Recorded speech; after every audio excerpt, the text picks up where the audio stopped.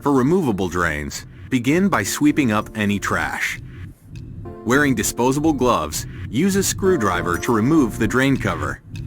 Clean the drain cover at the mop sink with water and heavy-duty degreaser. Use a no-scratch pad to remove buildup and soils.